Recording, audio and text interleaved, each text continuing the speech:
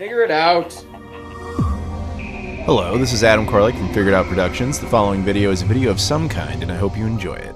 Hey guys, it's Adam here, and today I wanted to talk about something that kind of occurred to me after my most recent video. I did a video on the Nintendo Switch OLED model, and there was a whole lot of people basically like expressing their thoughts on what they were expecting, because straight up I asked them. I was like, what did you guys expect? Everyone wanted some sort of pro edition of the console, or got it into their heads that that might actually be happening, with things like 4K capabilities and so on and so forth, which was never really going to happen. People would point out like, yeah, but there's cell phones that can do it. I'm like, those phones are $1,000. Nintendo's never going to release a $1,000 version of the Switch, nor are they willing to take a loss on their hardware, so that just was never going to happen.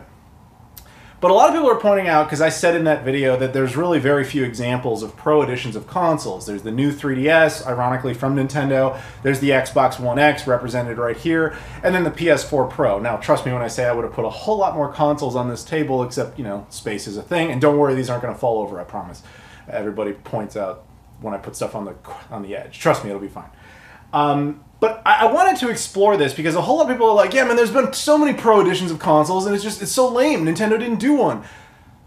And I was like, no, there aren't. There's only 3 examples in history. And then it occurred to me, it seems like a lot of people have already forgotten the difference between what a pro edition of a console is versus a revision.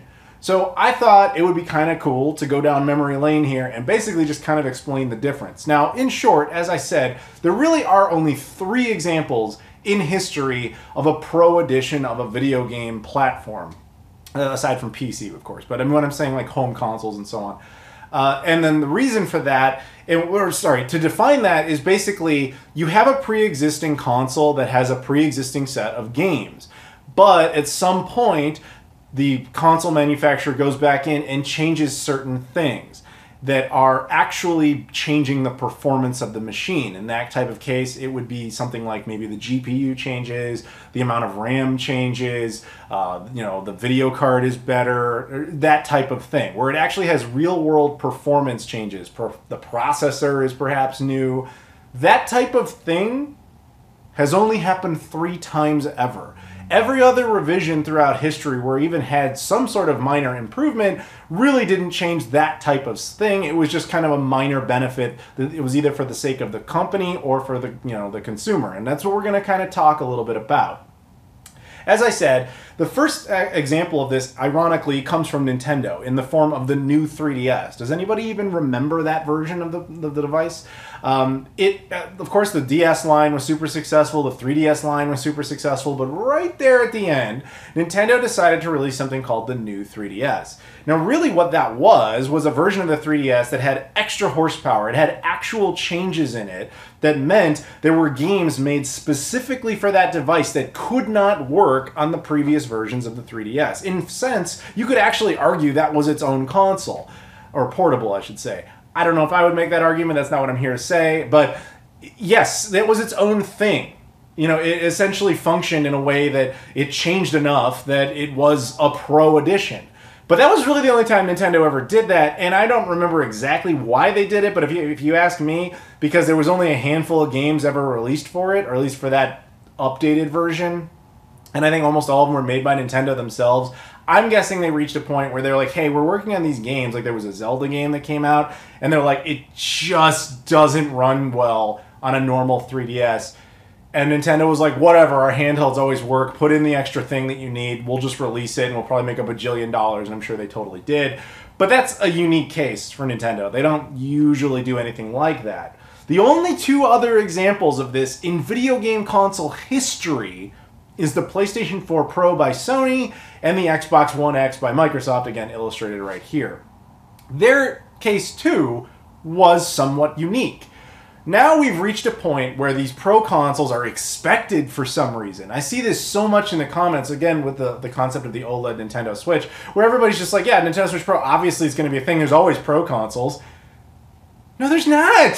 Like, it's such a new idea. And in the case of those 2, the reason they existed was, people forget, man, in 2013, when the PS4 and Xbox One came out, they were anemic from the get-go. Like, as soon as we heard the stats on those, which was like a year prior, we were like, That's the type of machine we would have expected in 2009, 2010, and we were getting it in 2013. It was really odd for two technological conglomerates that basically say, come to us for the ultimate video game experience, and yet they were like an entire half generation behind. It was a very strange little phenomenon.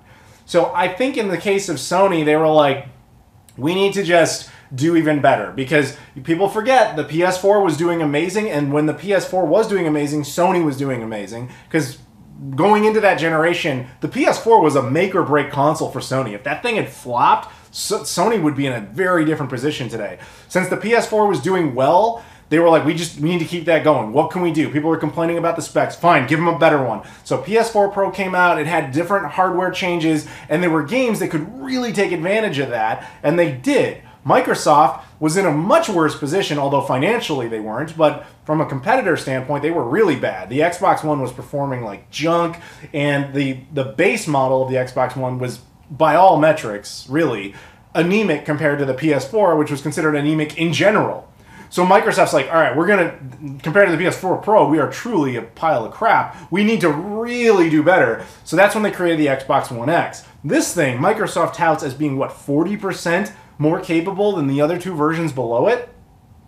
Essentially, they upgraded like everything in this thing. This and the PS4 Pro are really their own platforms. The only thing that really makes them a little bit different than the 3DS or the new 3DS is simply that Microsoft and Sony, to their credit, and I give them credit all day long because I didn't think this would be the case, but they did it, that they said that every game that works, that comes out for the Xbox One X or PS4 Pro will work on the base versions. Technically, that was true. But, I mean, let's keep it real. Towards the end of the lifespan of both of those consoles, they were releasing games that really just were totally optimized for those particular versions of the platform. Cyberpunk comes to mind. And if you tried to run them on like a base PS4 or a base Xbox One, like technically it would start, but it was essentially considered unplayable. And yes, I know patches have addressed a lot of that, but still, let's keep it real. They only work technically at best. So those are the only 3 times that a console manufacturer has really got under the hood and said, okay, we're going to straight up replace the processor, replace the RAM. We're going to do all this stuff you've never done in console gaming. We're going to treat them more like PCs. That's it. But all the other times in history, because you're looking at a whole lot of different examples, and this is tip of the iceberg, of all the different revisions that have been made to consoles. And the motivation is always, what is that? Why did they do it? And I'll tell you right now, it's really only for generally one of 2 reasons. Either the company itself says something about our console isn't necessarily working and we can make it cheaper to produce, or they address some sort of flaw and they take the opportunity to make some other token change that improves the console. So just to give a couple of examples throughout history, let's look at the Sega Saturn. This is the oval button Model 1. Particularly in this case, we have the Japanese edition right here. I just picked that for cosmetic reasons. But don't forget, in North America and in Europe, they were just straight up black. So they basically look the same other than the buttons.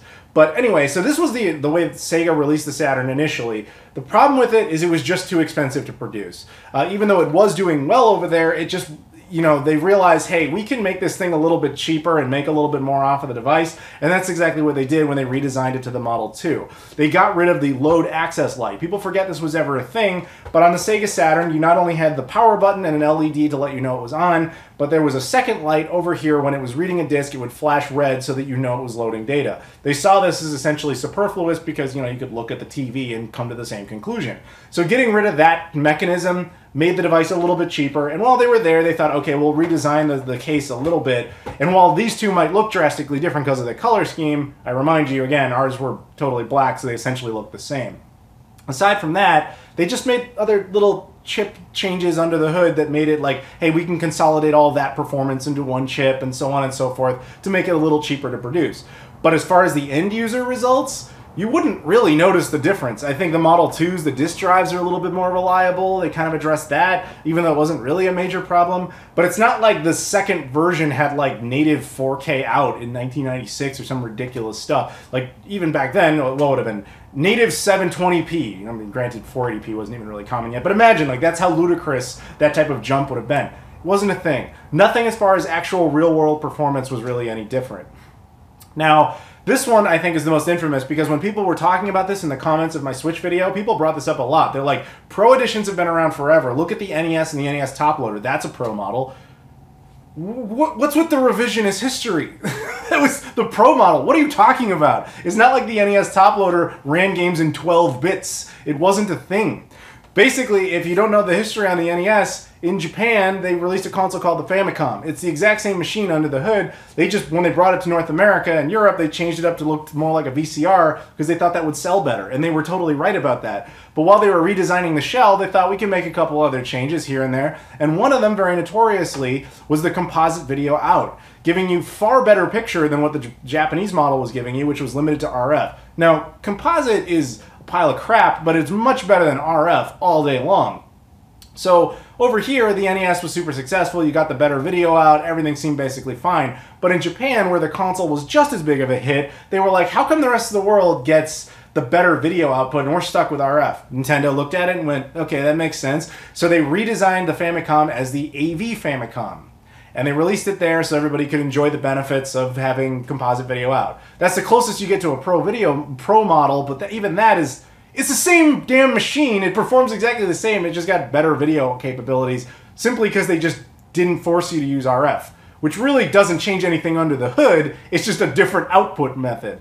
So they actually brought that over here towards the end of the lifespan of the NES, but for totally different reasons. It wasn't because we need a super hyper omega edition of the NES. It was like, well, people are complaining about that zero force insertion flaw, the 72-pin flaw where it stops working very easily.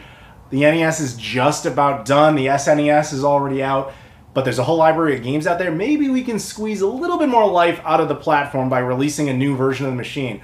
Well, you know what? Japan did us a solid. They already redesigned it for us. So let's just bring that over here. This is essentially the AV Famicom. The only real change to it is they gave it this big bubble part, and they obviously designed it from a 60-pin to a 72-pin design so that it could take North American NES cards.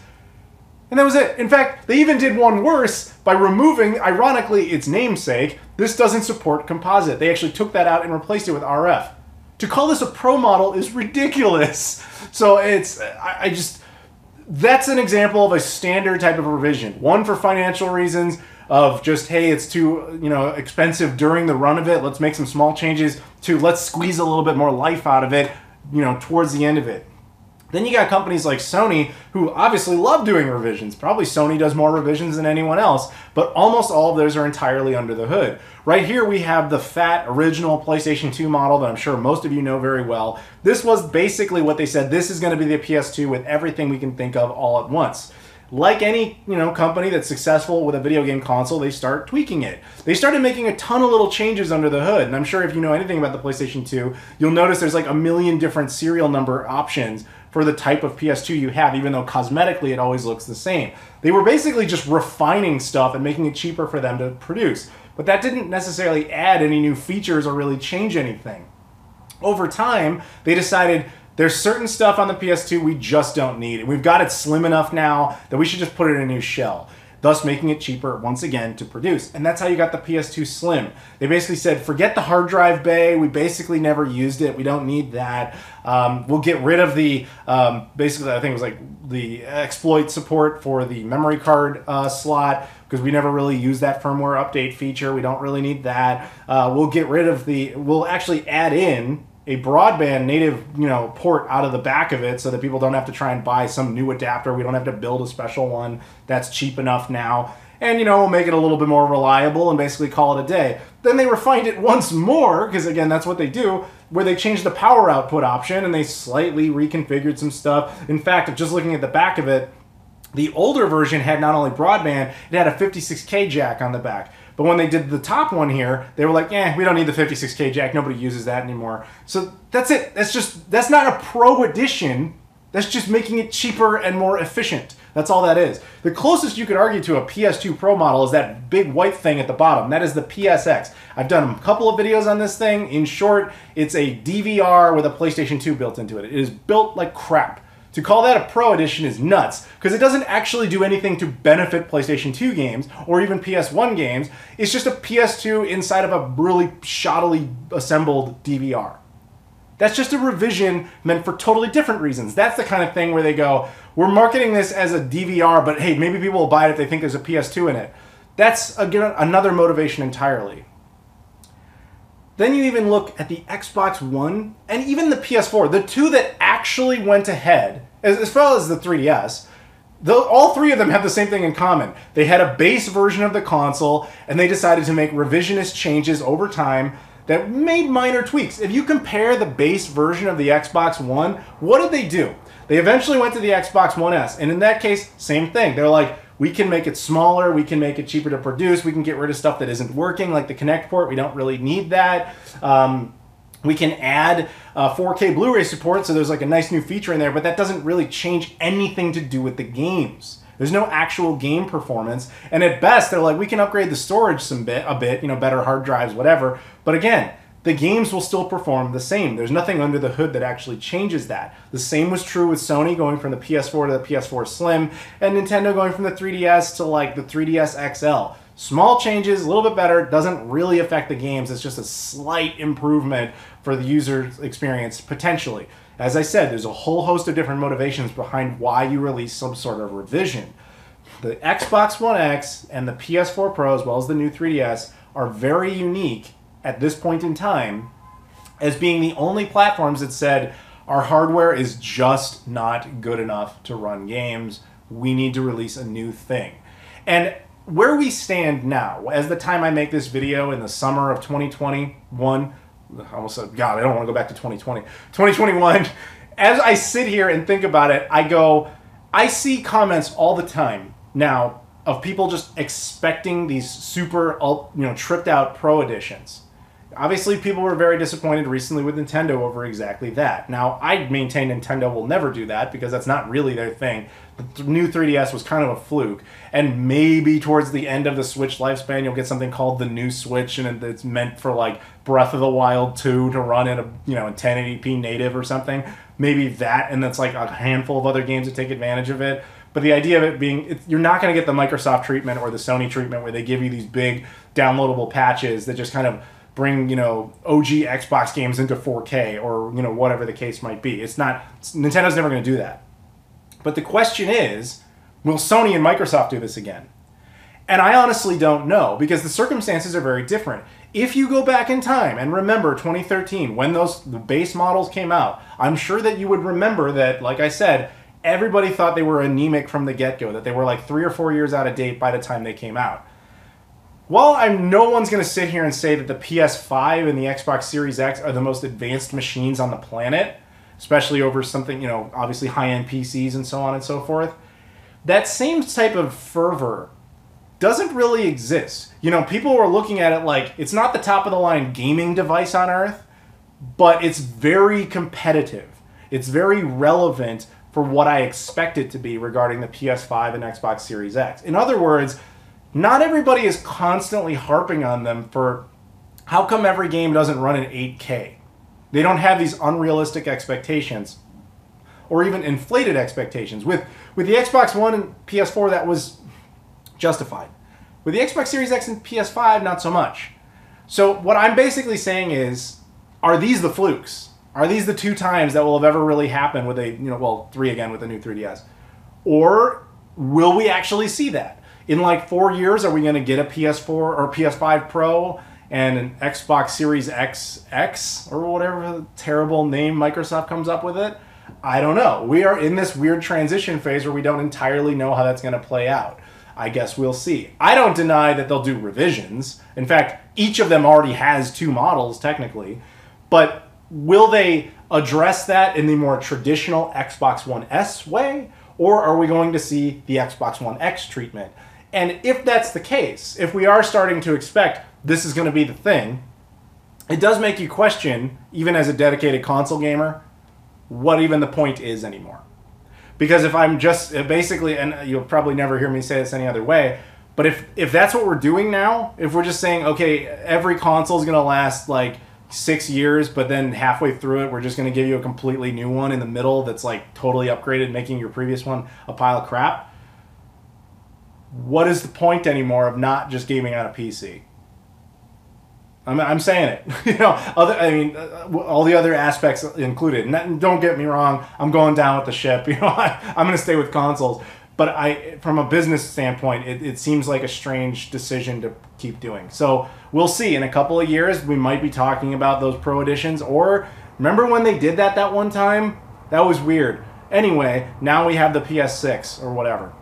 So that's it. I just wanted to address that discussion. What is the difference between a revision and a Pro Edition? Hopefully that clears it up for some of you guys. Obviously there's a million more examples, but I couldn't fit them on the table, so whatever. Anyway, I want to thank you guys very much for watching. If you could please follow me on Instagram, Twitter, Facebook, all that stuff, I appreciate that. All that's in the description. Like this video, comment on the video, ask me questions. Give me your thoughts. You know, like what other examples throughout history maybe am I missing? I don't think there's any, but I'd love to hear it. And just comment in general. Like, comment, subscribe. Thank you very much for watching, and I'll see you all later.